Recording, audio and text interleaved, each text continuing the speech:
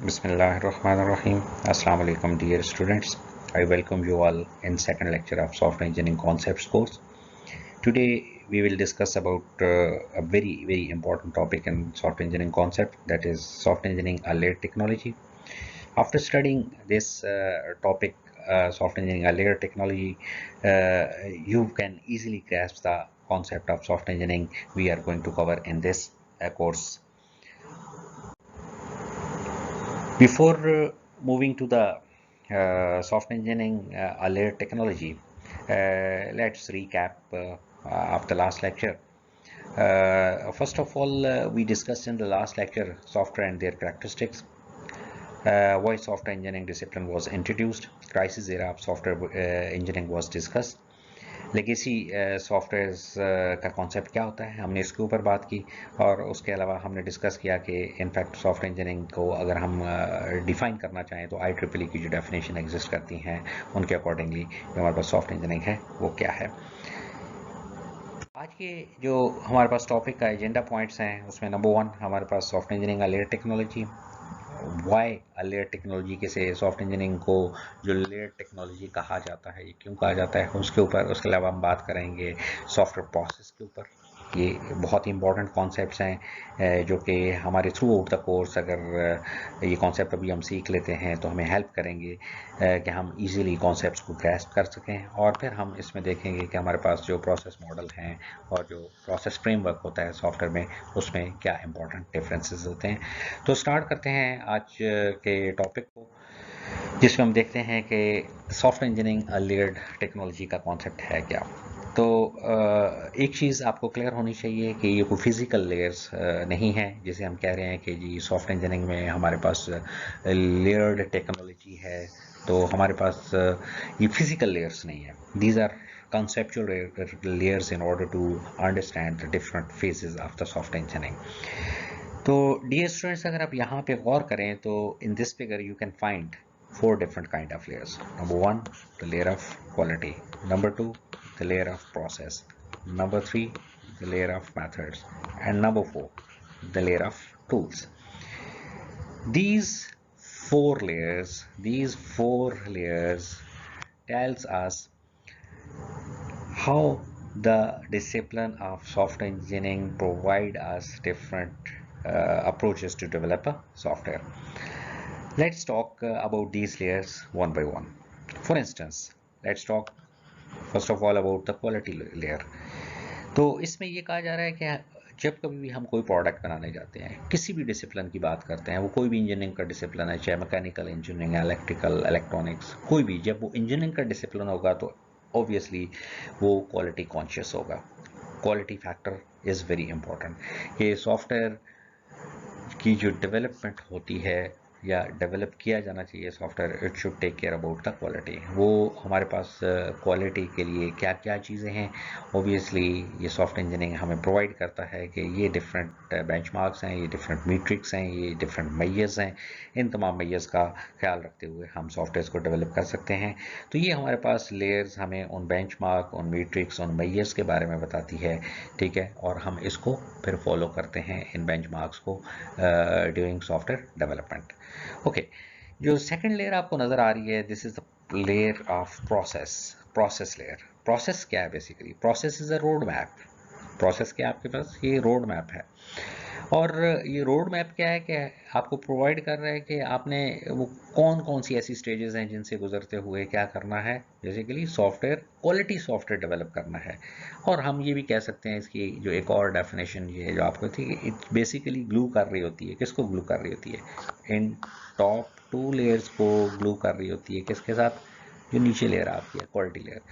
तो अगर आप यहाँ पे देखें, the glue that holds the technology layers together, technology layers means जो टॉप 2 लेयर्स हैं, टूल्स और मेथड्स टेक्नोलॉजी लेयर्स हैं, and enables rational and timely development of quality computer softwares. ठीक है, तो हमारे पास ये जो प्रोसेस की जो लेयर है, ये ना सिर्फ हमें रोड मैप प्रोवाइड कर रही है, लाइक वो स्टेजेस बता रही है, वो स्टेप्स बता रही है कि सॉफ्टवेयर कैसे डेवलप करना है, बल्कि वो हमें इन टॉप 2 लेयर्स और ये जो quality focus of the software development है, इन लेयर्स को ग्लू करने में हमें हेल्प आउट करती है।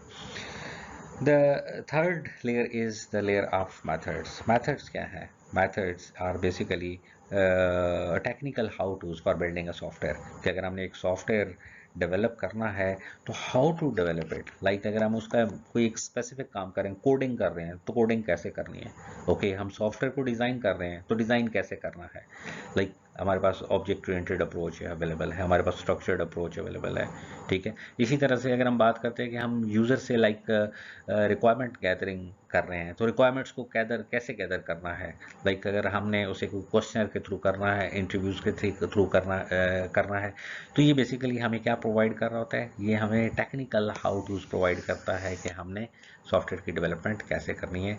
तो हम जो रोड मैप या प्रोसेस फॉलो करते हैं उस प्रोसेस को टेक्निकली कैसे अचीव करना है वो हमें मैथड्स गाइड करते हैं यहाँ पे। तो इससे हमें ये पता चलता है कि ओके हमें सॉफ्टवेयर इंजीनियरिंग का डिसिप्लिन ऐसे मेथड्स भी बताएगा कि हमने सॉफ्टवेयर डेवलपमेंट कैसे करनी है। ओके, तो जो फाइनली हमारे पास टॉप पे लेयर आ रही है वो लेयर है हमारे पास टूल्स की, और टूल्स की लेयर क्या है कि obviously software engineering provide us fully automated और semi automated tools in order to develop the software. कि अगर हम सॉफ्टवेयर को डेवलप करने जा रहे हैं तो या तो फुली ऑटोमेटेड या सेमी ऑटोमेटेड टूल होंगे। फॉर इंस्टेंस अगर हम बात करते हैं कि अगर ये हमने सॉफ्टवेयर को डिज़ाइन करना है तो सॉफ्टवेयर डिज़ाइन करने के लिए प्रॉब्ली हमारे पास रैशनल रोज, ठीक है, रैशनल रोज एक टूल अवेलेबल है। हम इस टूल को यूज़ करते हुए सॉफ्टवेयर को क्या कर सकते हैं, डिज़ाइन कर सकते हैं।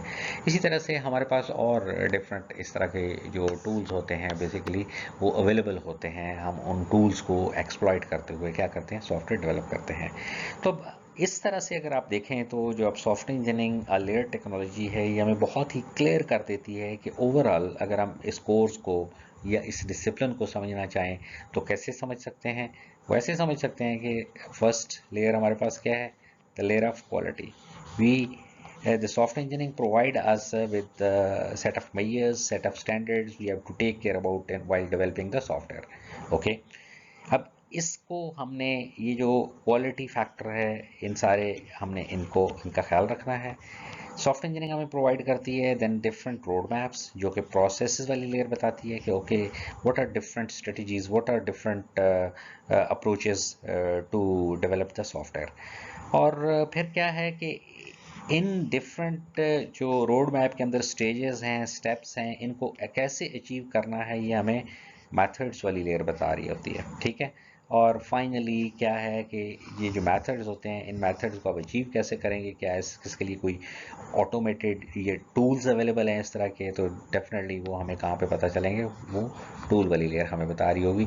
तो अगर हम इस तरह से इस पूरे सॉफ्टवेयर इंजीनियरिंग के जो कॉन्सेप्ट को समझने की कोशिश करें तो हमें बहुत ही आसानी हो जाती है।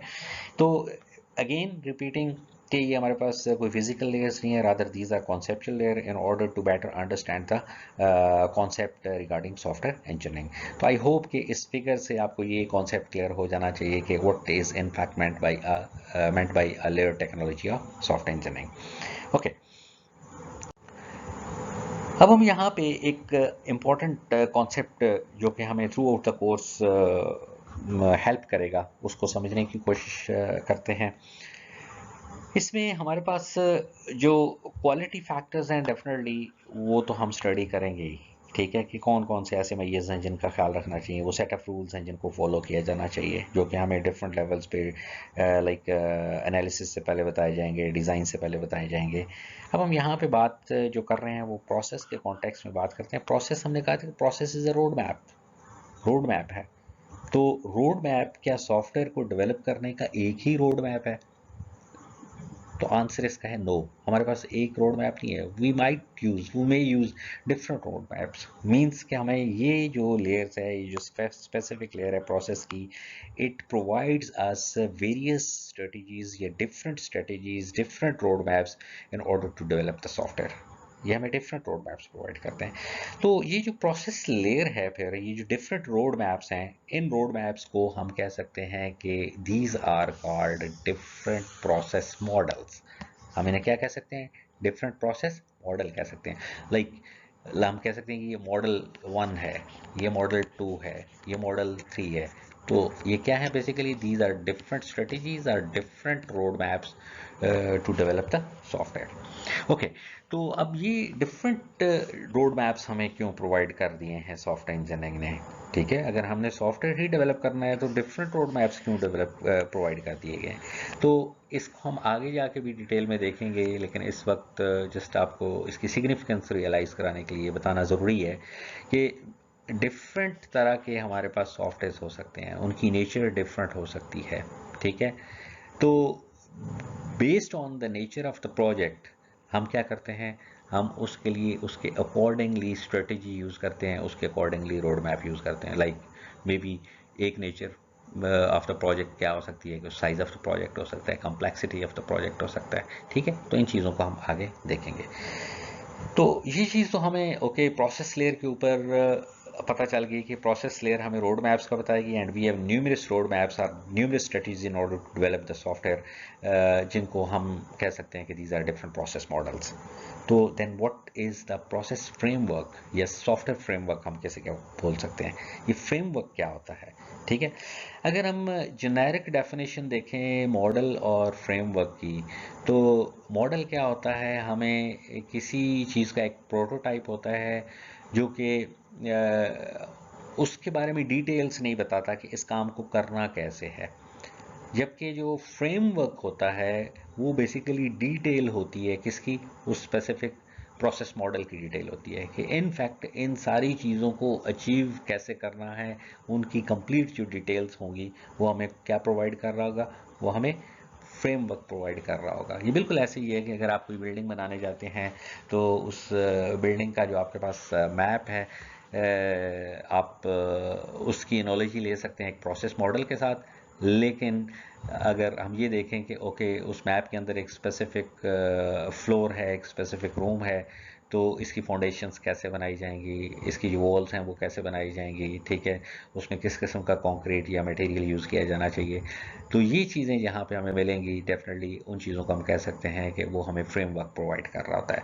तो प्रॉब्ली इस स्लाइड के ऊपर, ठीक है, ये इस फिगर को सामने रखते हुए जो कि लेयर्ड टेक्नोलॉजी की फिगर है, आपको ये अब आइडिया हो जाना चाहिए कि जो प्रोसेस लेयर है ये हमें रोड मैप्स बताती है, और रोड मैप्स हमारे पास डिफरेंट हो सकते हैं, और उन रोड मैप्स को हम प्रोसेस मॉडल्स कहते हैं, लेकिन वो हमें सिर्फ स्टेप्स या स्टेजेस बता रहे होते हैं।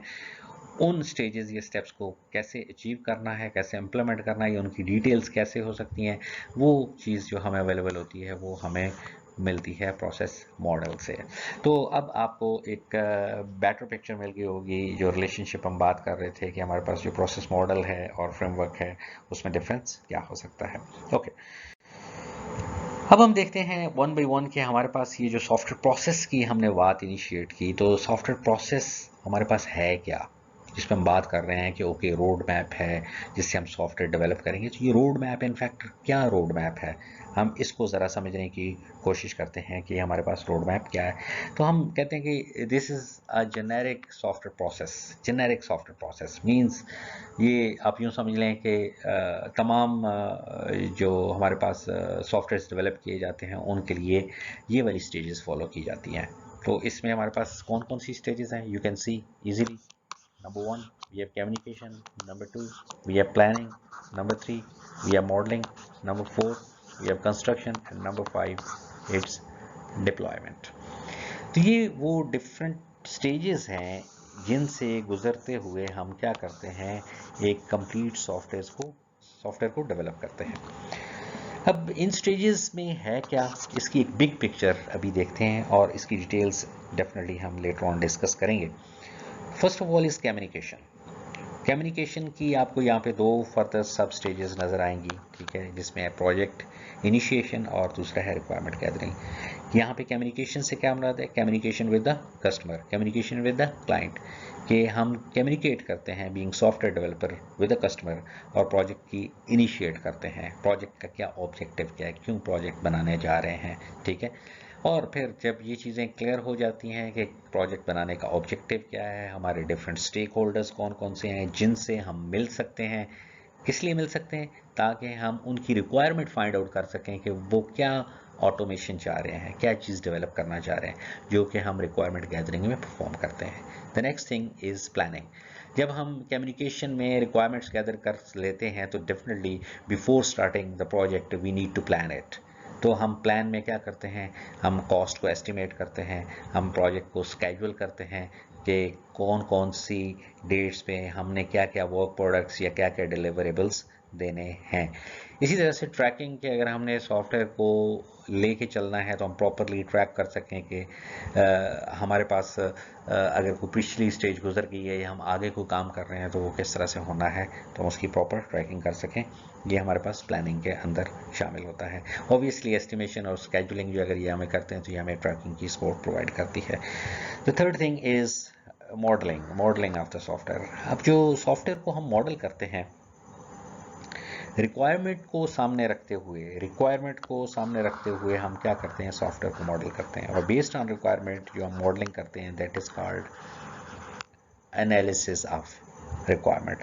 तो ये हमारे पास क्या है, हमारे पास इसको बोलते हैं एनालिसिस मॉडलिंग बोलते हैं। एनालिसिस मॉडलिंग हम यानी क्या करते हैं, रिक्वायरमेंट्स को एनालाइज करते हैं और उनको मॉडल करते हैं। मॉडल करने से क्या मुराद कि सॉफ्टवेयर इंजीनियरिंग हमें सर्टन नोटेशंस प्रोवाइड करती है, ठीक है, एक स्टैंडर्ड नोटेशंस की लैंग्वेज प्रोवाइड करती है। हम उन नोटेशंस को यूज़ करते हुए क्या करते हैं, एक मॉडल बना देते हैं, ठीक है, जिसे हम एनालिसिस मॉडल बोलते हैं।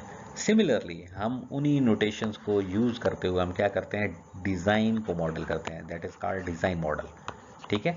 तो हमारे पास मॉडलिंग में बेसिकली दो चीज़ें हैं, एनालिसिस मॉडल और हमारे पास डिज़ाइन मॉडल आ जाता है।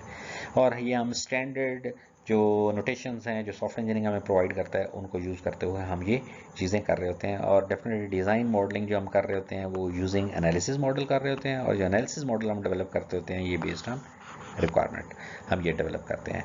तो इस तरह से हमारे पास जो अगली स्टेज आती है कि हमने इसमें मॉडल करना है रिक्वायरमेंट को, that is called analysis modelling, and then using the analysis model we have to develop the design model. तो हम डिज़ाइन मॉडलिंग पे जाते हैं।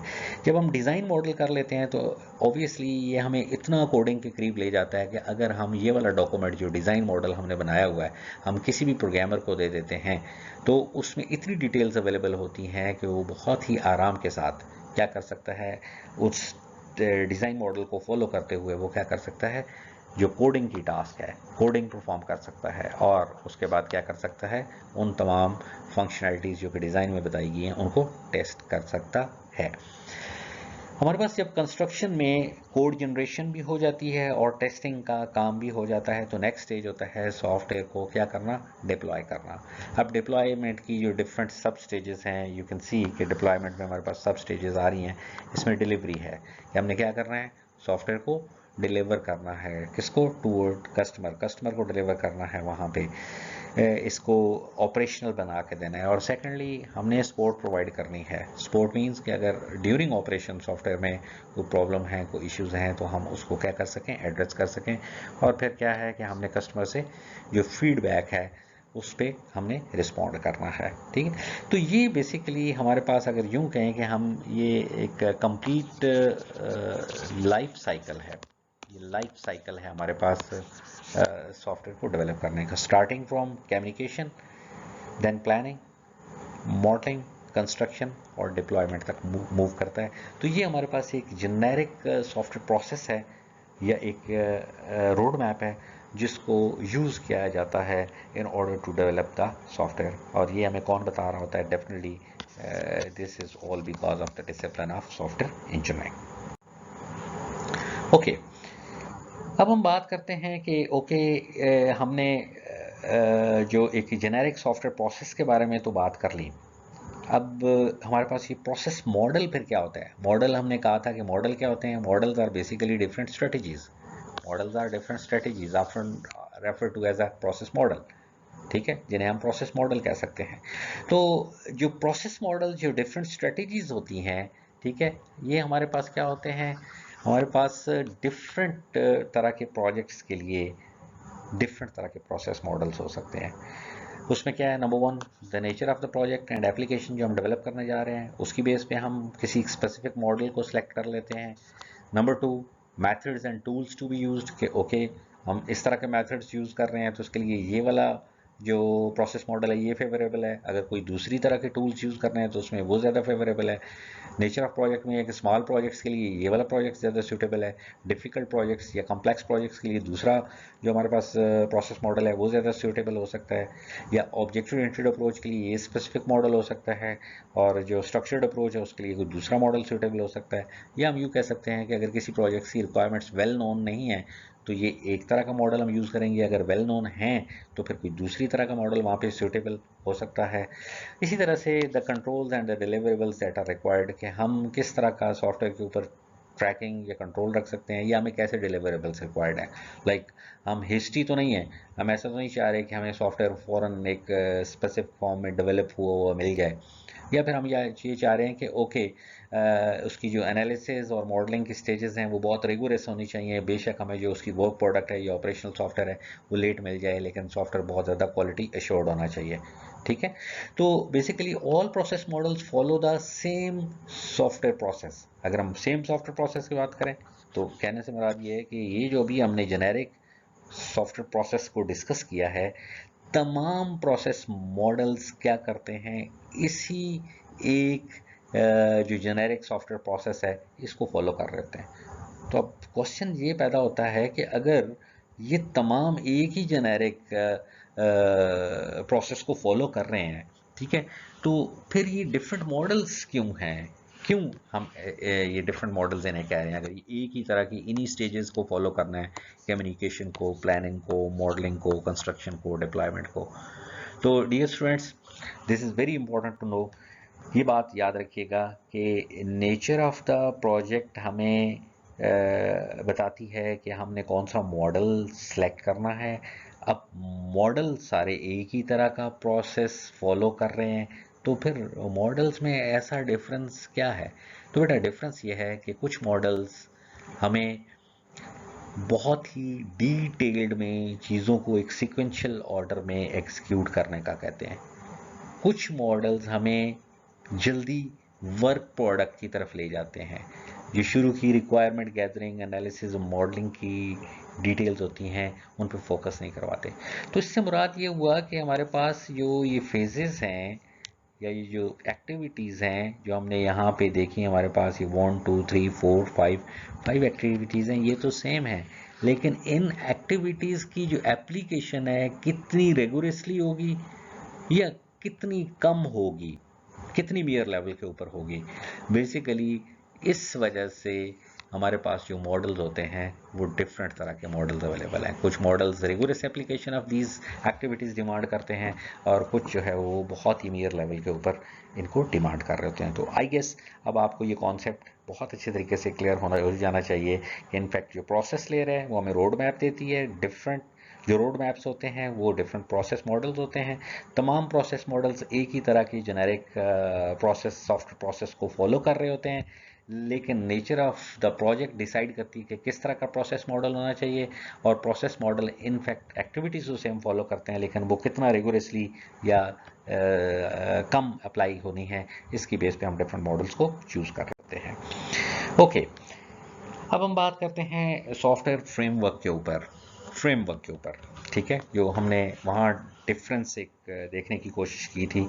तो अभी हमने शायद प्रोसेस लेयर से जेनेरिक सॉफ्टवेयर प्रोसेस को देख लिया, और फिर जो प्रोसेस मॉडल है उसका कॉन्सेप्ट क्या होता है उसका समझ लिया।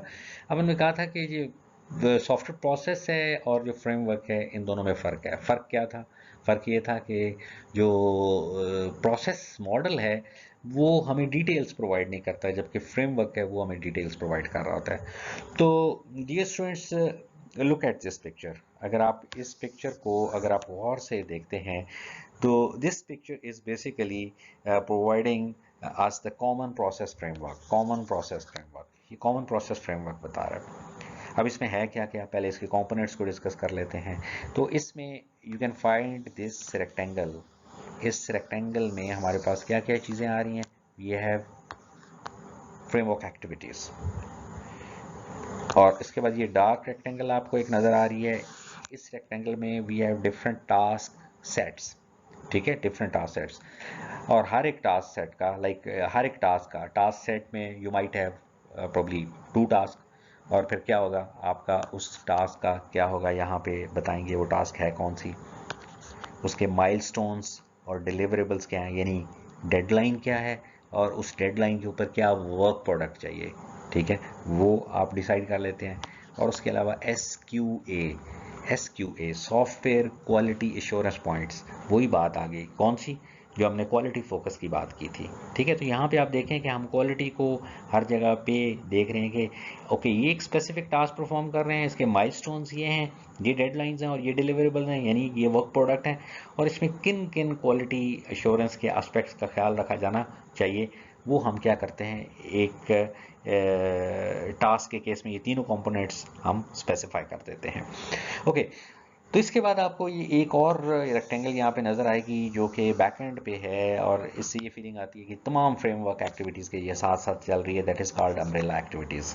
अम्ब्रेला एक्टिविटीज़ क्या है, अम्ब्रेला एक्टिविटीज़ हम नेक्स्ट स्लाइड के ऊपर देखते हैं कि ये हैं क्या बाई नेम, इन डिटेल हम बाद में देखेंगे, लेकिन again these umbrella activities is a double check on what, double check on software quality assurance points, कि हमारे पास क्या वो सॉफ्टवेयर क्वालिटी इंश्योरेंस के लिए तमाम चीज़ें फॉलो की जा रही हैं। तो एक डबल चेक होता है कि हमें बता रहे होते हैं कि जी ओके ये चीज़ें हैं, हाँ, तमाम फ्रेमवर्क एक्टिविटीज़ को परफॉर्म करते हुए इन चीज़ों का ख्याल रखा जाना चाहिए। ओके, अब हम देखते हैं कि हमने कहा कि जी प्रोसेस मॉडल जो है वो तो बेसिकली हमें बहुत ज़्यादा डिटेल्स प्रोवाइड नहीं कर रहा।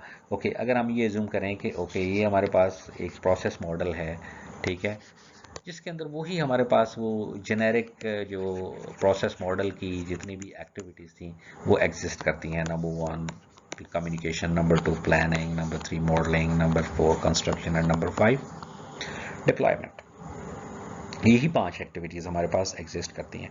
तो फ्रेमवर्क कैसे डिटेल्स इनकी प्रोवाइड कर रहा होता है, तो लुक एट दिस कि हम क्या करेंगे कि यहाँ पे ये जो एक कम्युनिकेशन की जो स्टेज है, हम फॉर इंस्टेंस इसे क्या कह देते हैं, this is one of the framework activity. ये जो हमारे पास क्या है फ्रेमवर्क एक्टिविटी ये बन जाती है। तो हम कहेंगे कि जी ओके हम फ्रेमवर्क को यूज़ करते हुए कम्युनिकेशन कैसे अप्लाई कर सकते हैं, प्लानिंग कैसे अप्लाई कर सकते हैं, यानी कम्युनिकेशन की बात करेंगे तो ओके कम्युनिकेशन को इनफैक्ट अगर अप्लाई करना है तो हम इसे कैसे अचीव कर सकते हैं। तो इसको ज़रा डिटेल में समझने के लिए मैं नेक्स्ट स्लाइड पे आपको लेके जाता हूँ, फिर ये कॉन्सेप्ट आपको ज़्यादा अच्छे तरीके से समझ आ जाएगा। तो यहाँ पे देखें कि ये वही फिगर जो लास्ट स्लाइड में आपको दिखाई कि ये फ्रेमवर्क की वही फिगर आपको यहाँ पे नज़र आ रही है, लेकिन यहाँ पे थोड़ा सा एक आपको जो डिफरेंस नज़र आ रहा होगा कि यहाँ मैंने वो सिर्फ एक एक्टिविटी जो कंस्ट्रक्शन की थी वो उठा ली है, जो आपको प्रीवियस स्लाइड के ऊपर नज़र आ रही थी, ठीक है, नंबर 4 के ऊपर कंस्ट्रक्शन बिफोर डिप्लॉयमेंट, जिसमें हम क्या कर रहे थे, कोडिंग भी कर रहे थे और टेस्टिंग भी कर रहे थे। तो यहाँ हम फ्रेमवर्क के जो कॉमन प्रोसेस फ्रेमवर्क का ये क्या बता रहा है, ये कहता है कि okay pick one of the activity from your generic process model, वो हमारे पास क्या आ जाएगी, फॉर इंस्टेंस कंस्ट्रक्शन है, अभी ये जो अभी एग्जांपल हम डिस्कस कर रहे हैं, तो in this case our framework activity is construction. Okay, अब in order to achieve the construction हमारे पास डिफरेंट टास्क सेट्स क्या हो सकते हैं, ठीक है। तो यहाँ पे अगर देखें तो हमारे पास ये जो एक टास्क है वो ये है कि हम कहते हैं कि जी okay we have to code the module 1। हम कहते हैं कि हमने कंस्ट्रक्शन में जो पहला टास्क है कोडिंग ऑफ मॉड्यूल 1 है। ओके, माइलस्टोन क्या है यानी डेडलाइन क्या है, तो डेडलाइन हमने रख दी कि फॉर इंस्टेंस हमारे पास कोई भी ये XYZ डेडलाइन आपको यहाँ पे नज़र आ रही है कि ये हमारे पास डेडलाइन सॉफ्टवेयर की, और डिलीवरेबल्स क्या हमें चाहिए, क्या फुली फंक्शनल मॉड्यूल, यानी हमने क्या करना है कि वो module 1 it should be operational, ये वर्क प्रोडक्ट है हमें जो मिल रहा है एट द एंड, ठीक है। और इसी तरह से ये क्या है हमारे पास SQA पॉइंट्स, यहाँ पे मैंने जस्ट एब्स्ट्रैक्ट लेवल पे ये लिखा है, बहुत डिटेल में नहीं गया ताकि आप अभी इनिशियल स्टेज पे कंफ्यूज ना हो। रिव्यूइंग द कोड, क्या हमने कोड को क्या करना है, यहाँ पे हम कोड को रिव्यू करेंगे, यानी हम देखेंगे कि इसमें कोई एरर्स या बग्स तो नहीं है। तो अब यहाँ पे अगर आप देखें तो ये construction is a framework activity and this is the task number 1, ये पहला टास्क था कोडिंग ऑफ मॉड्यूल 1। अगर मैं ये कहता हूँ कि यहाँ पे ओके अगले ही हमारे पास जो टास्क आएगी वो टास्क क्या हो सकती है, तो इसी तरह से लेट्स अज्यूम कि हमारे पास एक टास्क 2 है, हम उसमें कह देते हैं कि ये टास्क में क्या आएगा, लाइक इस यहीं से मैं आपको करता हूँ, टास्क में क्या आएगा, coding of module 2, coding of module 2, module 2 की कोडिंग है। ठीक है, अब हमारे पास क्या आएगा, इसके जो माइलस्टोन या डिलीवरेबल्स हैं, हम कोई भी नेक्स्ट इसमें यहाँ पे डेडलाइन स्पेसिफाई कर देंगे, और हमें क्या पार्शली फंक्शनल चाहिए या फुली फंक्शनल प्रोडक्ट चाहिए इस मॉड्यूल की, वो हम स्पेसिफाई कर देंगे। और इसी तरह से ये जो तीसरी आ जाएगी, ये हमारे पास आ जाएगा, रिव्यू का आ जाएगा। Got it. तो इस तरह से बेसिकली अब हो क्या रहा है कि ये फ्रेमवर्क हमें डिटेल्स प्रोवाइड कर रहा है। डिटेल्स कैसे कि okay, if we are going to conduct the activity of the construction, तो इस एक्टिविटी को, कंस्ट्रक्शन को कैसे आपने कंडक्ट करना है, कि हम डिफरेंट टास्क को डिफाइन कर देते हैं। ठीक है, और फ्रेमवर्क एक्टिविटी एक चूज़ की, डिफरेंट टास्क डिफाइन कर दी। ओके, हमारे पास टास्क नंबर 1 है। टास्क नंबर 1 क्या है जी, कोडिंग ऑफ मॉड्यूल 1 है। ओके, इसका माइलस्टोन क्या है, फ्लान डेट है जी। डिलीवरेबल क्या चाहिए, क्या वर्क प्रोडक्ट चाहिए, वो स्पेसिफाई कर देते हैं। ठीक है, और फिर हम उसके ऊपर क्या करते हैं, रिव्यू द कोड। लाइक ये हमारे पास क्या है, एक एसक्यू एक्टिविटी यहाँ पे है जो हम लिख देते हैं। ओके, अब यहाँ पे हम बात करते हैं इसके बाद ये जो अम्ब्रेला एक्टिविटीज़ आपको नज़र आ रही हैं, इनके बारे में थोड़ा सा देख लेते हैं कि इनफैक्ट हमारे पास अम्ब्रेला एक्टिविटीज़ क्या हैं। तो अम्ब्रेला एक्टिविटीज़ जो आपको यहाँ पे नज़र आ रही हैं, 1 by 1, number 1 software project tracking and control, यानी ये एक्टिविटी ये कहती है कि जी आपने क्या करना है, ट्रैकिंग एंड कंट्रोल के बारे में ख्याल रखना है। फॉर्मल टेक्निकल रिव्यूज़, नंबर 2 के सॉफ्टवेयर को टेक्निकली रिव्यू करना है हर स्टेज के बाद, कि वो जो चीज़ हमने जो काम किया वो ठीक है नहीं। सॉफ्टवेयर क्वालिटी इंश्योरेंस, सॉफ्टवेयर की क्वालिटी का ख्याल रखना है। सॉफ्टवेयर कॉन्फ़िगरेशन मैनेजमेंट, ठीक है, अगर हम कोडिंग कर रहे हैं, सॉफ्टवेयर को कॉन्फ़िगर कर रहे हैं, तो इसका ख्याल रखना है। Document preparation and production, reusability, measurement, risk management. So these are numerous umbrella framework activities. Right now I'm not going into detail of these umbrella framework activities just to avoid your confusion, कि आप इस stage के ऊपर बहुत ज़्यादा confuse ना हो, इसलिए मैं इनकी बहुत ज़्यादा डिटेल में नहीं जा रहा। बट कीप इन माइंड कि जो हमारे पास सॉफ्टवेयर प्रोसेस फ्रेमवर्क होता है, ये हमें डिटेल्स प्रोवाइड कर रहा होता है कि हमने जो एक जेनेरिक सॉफ्टवेयर प्रोसेस है उसकी डिफरेंट एक्टिविटीज़ को कैसे अचीव करना है। ठीक है, और जिसमें हमारे पास अम्ब्रेला एक्टिविटीज़ का साइड बाय साइड ख्याल रखा जाना चाहिए। ओके, तो माय डियर स्टूडेंट्स, आज के इस लेक्चर जो कि हमारा लेक्चर नंबर 2 था, इसमें हमने जिन जिन चीज़ों को डिस्कस किया उसको सम अप करने की कोशिश करते हैं। फर्स्ट ऑफ ऑल हमने देखा लेयर टेक्नोलॉजी का कॉन्सेप्ट क्या है। ये हमारे पास फिजिकल लेयर्स होती हैं, कॉन्सेप्ट फिजिकल लेयर्स नहीं हैं, आई एम सॉरी, ये कॉन्सेप्चुअल लेयर्स होती हैं in order to understand the discipline of software engineering, के कैसे क्वालिटी फोकस की लेयर होती है, उसके ऊपर प्रोसेस है, फिर मेथड्स हैं और फिर टूल्स है। इसी तरह से अगर हम बात करते हैं, हमारे पास नंबर 2 जो आ रहा है वो हमारे पास है वाई लेयर टेक्नोलॉजी क्यों बनाई गई है, इसलिए कि हम सॉफ्टवेयर इंजीनियरिंग के डिसिप्लिन को बहुत ही ईजिली कंप्रीहेंड कर सकें। नंबर 3 हमने सॉफ्टवेयर प्रोसेस को देखा, जो जेनेरिक प्रोसेस, जो डिफरेंट स्टेजेस थी, कम्युनिकेशन, प्लानिंग, मॉडलिंग, कंस्ट्रक्शन और डिप्लॉयमेंट। फिर हमने डिफरेंट मॉडल्स के ऊपर बात की कि मॉडल्स क्या होते हैं। फिर मॉडल्स और फ्रेमवर्क में फ़र्क के ऊपर बात की, डिफरेंसेस हमने देखे और देखा कि फ्रेमवर्क कैसे डिटेल्स प्रोवाइड करता है डिफरेंट प्रोसेस मॉडल्स के अगेंस्ट। ठीक है, और ये जो कॉन्सेप्ट्स अभी तक हमने ये 2 लेक्चर्स में कवर किए हैं, डियर स्टूडेंट्स, ये कॉन्सेप्ट्स आपके लिए जानना बहुत ही ज़रूरी है। आई वुड सजेस्ट कि आप इस केस में आपका जो चैप्टर नंबर 1 है और कुछ पार्शली चैप्टर नंबर 2 है, उसको अगर आप स्टडी करते हैं पैरेलल इन लेक्चर्स के साथ, तो डेफिनेटली वो आपको बहुत हेल्प करेंगे। और ये चीज़ें हमारे अपकमिंग जो लेक्चर्स आ रहे हैं उसमें आपको फाउंडेशन प्रोवाइड करेंगे। Okay, thank you very much dear students, अपना ख्याल रखिएगा। अल्लाह हाफिज़।